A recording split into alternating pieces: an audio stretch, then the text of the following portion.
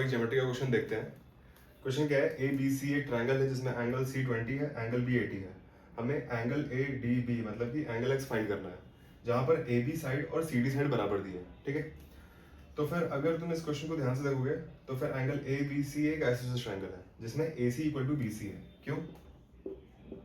क्योंकि एंगल ए की value 80 degree आएगी। ठीक है, फिर अगर तुम इसमें ध्यान से देखोगे तो A B equal to C D दिया हुआ है, लेकिन इसमें कोई ऑलरेडी ट्राइंगल्स नहीं है जिसमें हम लोग इन दोनों साइड्स के बराबर होने का कोई यूज कर पाए। ठीक है, तो फिर तुम एक क्या चीज कर सकते हो कि डीसी बेस पे एक और ट्राइंगल बनाओ जो एंगल ए बी सी के कॉन्ग्रुएंट हो।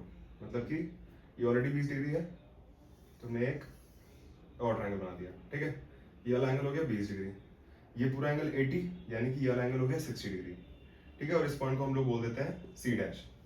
ठीक है, अब यहाँ पर इस ट्रायंगल की खासियत क्या है कि सी डैश और D equal to C dash C होंगे, और ये ट्रायंगल ए बी सी के कॉन्ग्रुएंट है, यानी कि ए सी और बी सी बराबर थे, और साथ में ए C equal to C dash सी होगा।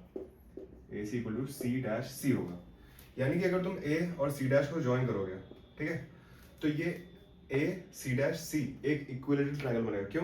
क्योंकि angle A C C dash 60 degree है, यानी कि ये भी 60 हो जाएगा।